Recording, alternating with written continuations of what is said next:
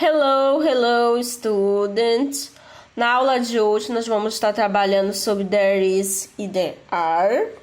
Peço a vocês que olhem o material impresso. Lá eu faço com que vocês lembrem em uma tabela, uma das primeiras tabelas, sobre o verbo to be que nós estudamos no primeiro bimestre. E aí, por que eu estou fazendo isso? Porque segue a mesma linha aqui nesse assunto, só que de uma forma diferente. Lá nós usamos os auxiliares com os sujeitos. Aqui nós vamos estar trabalhando there is e there are. E aí vocês podem estar se perguntando, teacher, quando nós utilizamos o there is, quando que nós estamos utilizando o there are? Quando nós vamos falar sobre isso, nós vamos estar falando sobre singular e plural. There is vai ser singular, there are vai ser plural. Lembra lá no verbo to be que o is nós estamos com as três pessoas do singular. E are nós trabalhamos com as três pessoas do plural. Isso tem aí na tabela no material de vocês. E aí nós temos aqui as formas, tá? E o que significa que existe a ou existem a, tá?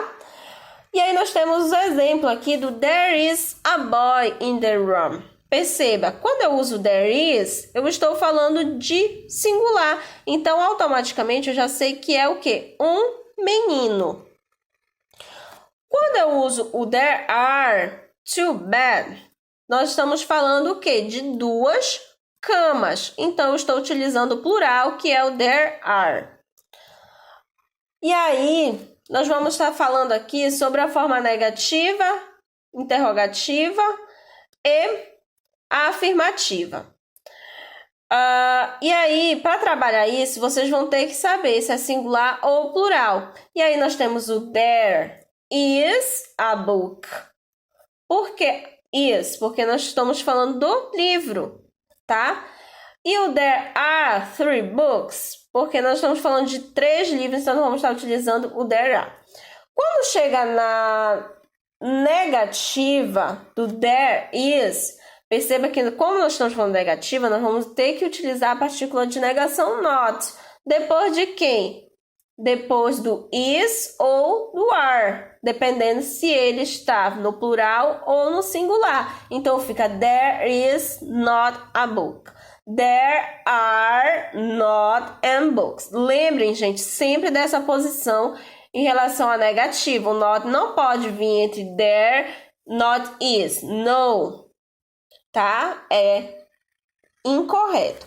Quando nós chegamos nas questions aqui, nas interrogativas, nós vamos lembrar lá, quando nós começamos a construir frases, eu disse para vocês, você vai colocar primeiro o auxiliar. E aqui vai acontecer dessa forma, vocês vão utilizar primeiro o is, o ou are, dependendo se é singular ou plural, para depois vocês utilizarem o there, ok? Então fica, is there a book?